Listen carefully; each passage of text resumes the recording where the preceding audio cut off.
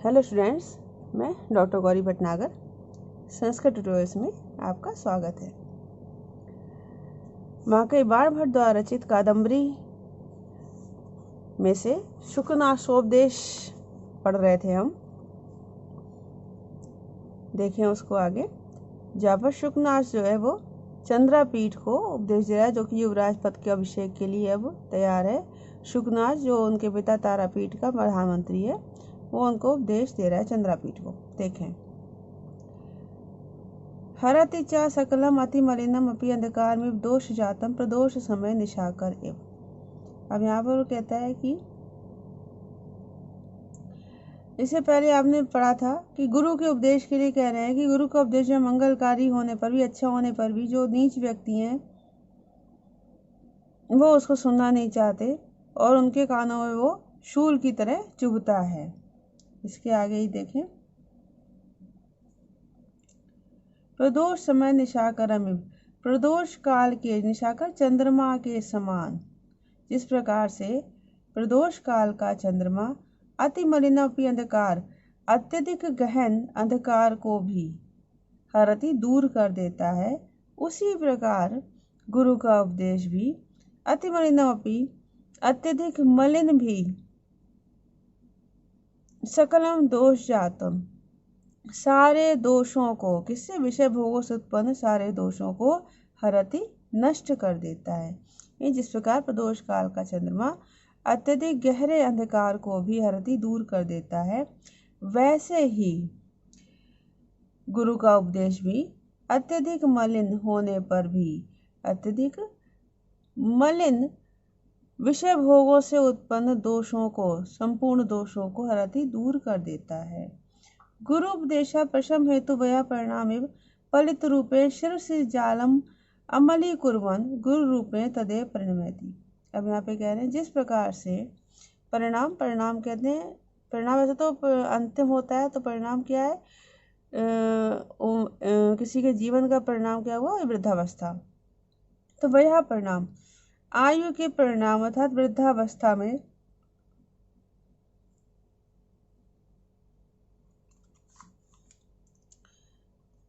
जिस प्रकार आयु का परिणाम अर्थात वृद्धावस्था जो है, शिरसि जालम, केशों को, सिर पे स्थित केशों को फलित रूप में श्वेत रूप में परिणित कर देती है, श्वेत बनाती, श्वेत परिणित कर देती है, उसी प्रकार गुरु का उपदेश भी प्रशम हेतु, इंद्रियों को शांत करने का कारण होकर, इंद्रियों को वश में करने का कारण होकर, अमली कुर्वन, दोषों को स्वच्छ करता हुआ, इस मनुष्य के मन को स्वच्छ करता हुआ ने गुण रूपेण तदेव परिणति, क्रम से गुण के रूप में परिणत कर देता है, परिवर्तित कर देता है। जिस प्रकार से आयु की वृद्धावस्था फलित रूपे शीर्षि जानम, सिर के बालों को, सिर के केशों को फलित रूपे श्वेत रूप में परिणत कर देती है, उसी प्रकार गुरु का उपदेश भी प्रशम हेतु, इंद्रियों को शांत करने का, इंद्रियों को वश में करने का कारण होकर, अमली कुर्वन, मनुष्य को स्वच्छ करता हुआ, दोषों को दूर करता हुआ, तदैव क्रम से गुण रूप में परिणत, गुणों के रूप में परिणत कर देता है। अयमेव च अनास्वादित विषय रसस्य ते काल उपदेशस्य, और अनास्वादित विषय भोगों के आस्वादन से रहित, विषय भोगों का उपभोग करने से रहित, विषय भोग के उपभोग से दूर, अयमेव यही ते तुम्हारा उपदेश का काल है। मतलब वो ये कहना चाहता है कि तुमने अभी विषय भोग का उपभोग नहीं किया है, क्योंकि तुम अभी शिक्षा प्राप्त करके आए हो, तो यही समय ऐसा है जब मैं तुम्हें उचित उपदेश दे सकता हूँ। तो विषय भोगों के आस्वाद से रहित, विषय भोग को अनुभव करने से रहित, यही तुम्हारा उपदेश का काल है। कुसुम शर से पराजयते ही हृदय जल में गलति उपदिष्टम। कुसुम शर, कामदेव के शर, बाणों के प्रहार से हृदय के जर्जरित होने पर, हृदय के जर्जर हो जाने पर, उपदेश जो है वो जल में गलती, जल के समान उसमें से निकल जाते हैं। जैसे कोई वस्तु, कोई पात्र जो है टूट जाता है, जर्जर हो जाता है, तो उसमें से क्या होता है, पानी बह जाता है, उसमें पानी टिकता नहीं है। उसी प्रकार से कहते हैं कि जब कामदेव के बाणों का प्रहार होता है हृदय पर, अर्थात काम भाव विकसित हो जाता है हृदय में, बंद काम भाव का रूपी विकार उत्पन्न हो जाता है हृदय में, तो इस प्रकार के उपदेश जो है वो जल के समान हृदय में से निकल जाते हैं और हृदय में टिकते नहीं हैं। तो कामदेव के बाणों के प्रहार से हृदय के जर्जरित होने पर, हृदय के पीड़ित होने पर, घायल होने पर, पीड़ित होने पर उपदेश जो है वो जल के समान गलती उसमें से निकल जाते हैं। अकारणंच भवति दुष्प्रकृते अन्वय श्रुतम व अभिनय से। और दुष्प्रकृति, दुष्ट प्रकृति वाले मनुष्य, अन्वय भले ही अन्वय अच्छे कुल में उत्पन्न हो, अथवा श्रुतम शास्त्र ज्ञान से युक्त हो, फिर भी अभिनय से अकारण भवति, अभिनय का बिना कारण ही अभिनय के कारण होते हैं, बिना कारण ही, बिना वजह ही वो अविनीत होते हैं। में दुष्प्रकृति का व्यक्ति भले ही अच्छे वंश में उत्पन्न हुआ हो या उसने शास्त्र ज्ञान पढ़ा किया हो, शास्त्रों का अध्ययन किया हो, फिर भी वो बिना कारण ही अविनीत रहता है, अविनीत ही होता है। पश्य, देखो, चंदन प्रभो ना दहती की मंदला, क्या चंदन की लकड़ी जो है, चंदन का जो वृक्ष है वो क्या आग, वो चंदन की लकड़ी जो है वो क्या आग से नहीं जलती, अर्थात लकड़ी का चाहे चंदन की हो चाहे किसी की भी हो, वो ईंधन, आग के सामने ईंधन का ही काम करती है। इसे दुष्प्रकृति वाला मनुष्य चाहे अच्छे वंश में क्यों ना उत्पन्न हुआ हो, लेकिन वो अविनीत ही रहेगा। किम वा प्रशम हेतु नापि न प्रचंड तरी भवति बडवानरवाणम, अथवा किंवा अथवा क्या प्रशम हेतु शांत करने का कारण होने पर भी, अग्नि को शांत करने का कारण होने पर भी वायना समुन्द्र में वडवानल प्रचंडतर नहीं हो जाती, एक समुद्र में लगी हुई आग प्रचंड नहीं हो जाती। मीन्स जो समुद्र का पानी आग को शांत करने का कार्य करता है, क्या वहां पर लगी हुई आग समय पड़ने पर प्रचंड नहीं हो जाती, अर्थात उसको बुझाने का कोई ऑप्शन नहीं होता तो प्रचंड हो जाती है। बडवानर मैंने आपको पहले ही बताया था, 3 प्रकार की आग होती है, दावानल, बडवानर और जठरानल।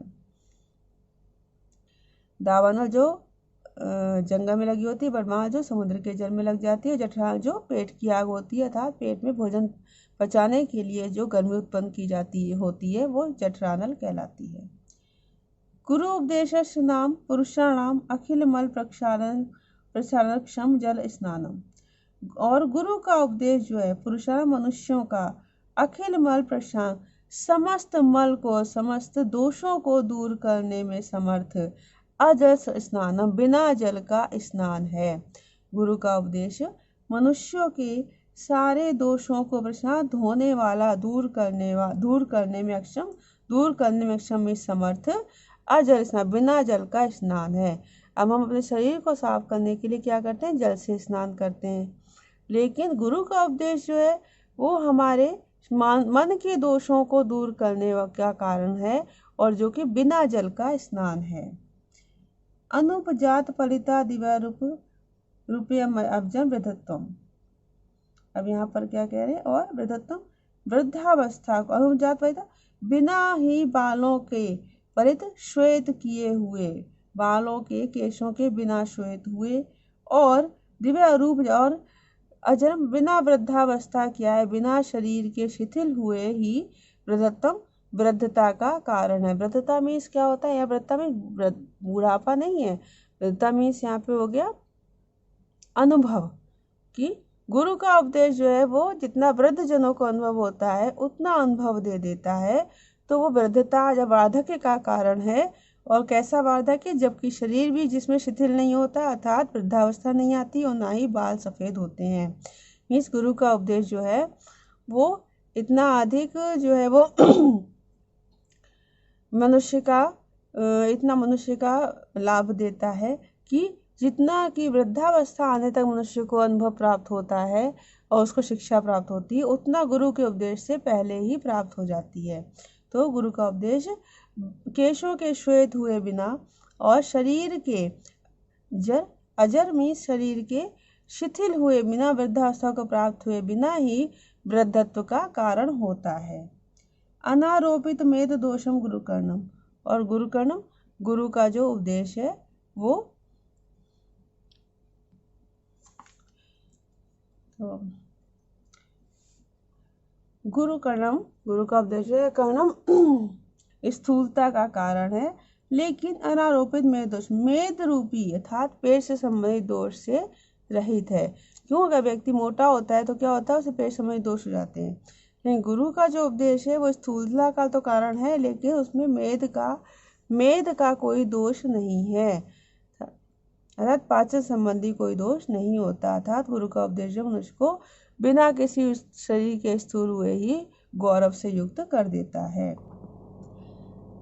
असुवर्ण विरचनम अग्राम्यम कर्णाभरणम, जो गुरु का उपदेश है वो सोने से, असुवर्ण सोने से ना बना हुआ कान का आभूषण है। विरचन बना हुआ, असुवर्ण सोने से ना बना हुआ कान का आभूषण है। अग्राम्यम संस्कारित है, ग्राम्य नहीं था, संस्कारित है। अतीत ज्योतिर आलोका, ज्योति से युक्त आलोक स्वरूप है। नो उद्वेग करा, उद्वेग को दूर करने वाला है, उद्वेग को नहीं ना देने वाला है, पीड़ा को ना देने वाला है। प्रजागरा, और जागरण को देने वाला, प्रजागरा मतलब विवेक को जगाने वाला है। तो असुवर्ण विरचन सोने से बने हुआ कानों का आभूषण, सोने से ना बना हुआ कान का आभूषण है। संस्कारित है। अतीत ज्योति आलोक, ज्योति से परे आलोक स्वरूप है। नोद्वेग करा, उद्वेग से रहित है। प्रजागरा, और जागरण पूर्ण है, अर्थात विवेक को जगाने वाला है। विशेषण राज्ञा विरला ही तेषा उपदेशा, विशेष रूप से राजाओं के लिए ये उपदेश है, और कोई विरला ही राजा तेषा उपदेष्टारा उनके द्वारा उपदेश किया जाता है, अर्थात गुरु के द्वारा उपदेश किया जाता है। प्रति शब्द का एवं राजवचनम अनुगच्छति जना भयात, क्योंकि भय के कारण लोग प्रति शब्द की प्रतिध्वनि के समान राजा के वचनों का अनुकरण करते हैं। जैसे कि कहीं एकांत में किसी गुफा में या कोई शांत स्थान जहाँ पर प्रतिध्वनि गूंजती है, उस तरह से भय के कारण लोग प्रतिध्वनि के समान राजा के वचन का अनुकरण करते हैं।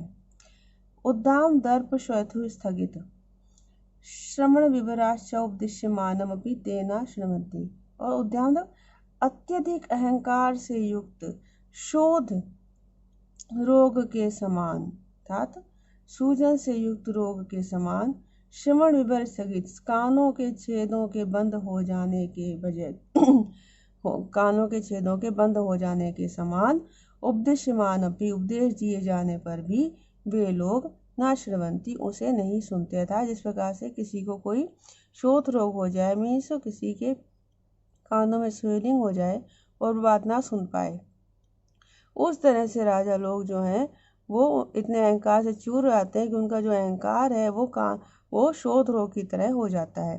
तो अत्यधिक अहंकार के कारण शोध रोग से युक्त कानों के छेदों, कानों के विवर में छिद्रों के बंद हो जाने के समान उपदेश दिए जाने पर भी वे नहीं सुनते हैं।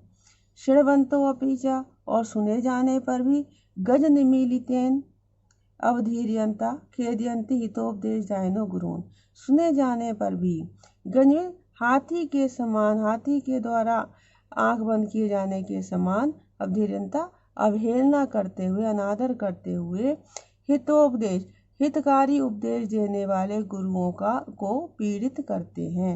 मीन्स अगर सुन भी लेते हैं तो उस पर वो अमल नहीं करते और गुरुओं को परेशान पीड़ित करते हैं, दुखी करते हैं। तो और सुने जाने पर भी हाथी के नेत्रों के जैसे हाथी आंखें बंद करके खड़ा रहता है, उस तरह से हाथी की आंख बंद कर लेने के समान ही अवहेलना करते हुए, अनादर करते हुए हितकारी उपदेश देने वाले गुरुओं को दुखी करते हैं। अहंकार दाहजर मूर्छा अंधकार बेवला ही राज प्रकृति, क्यों राजाओं की प्रकृति, राजाओं का स्वभाव, क्योंकि राजाओं का स्वभाव अहंकार रूपी दाह ज्वर से, दाह ज्वर जनित अहंकार रूपी दाह ज्वर से की जनित मूर्छा रूपी अंधकारिता विवेकहीनता से पीड़ित होता है, युक्त होता है। कि राजा, क्योंकि राजाओं का स्वभाव अहंकार रूपी दाह ज्वर से ताप ज्वर जनित मूर्छा रूपी अविवेक से पीड़ित होता है। अली का ईमानो उन्माद कारणी धनानी, और धनानी संपत्ति के कारण, अली का मन झूठा अभिमान उन्माद कारक होता है, उन्माद देने वाला होता है। धन संपत्ति के कारण झूठा अहंकार उन्माद उत्पन्न करने वाला होता है।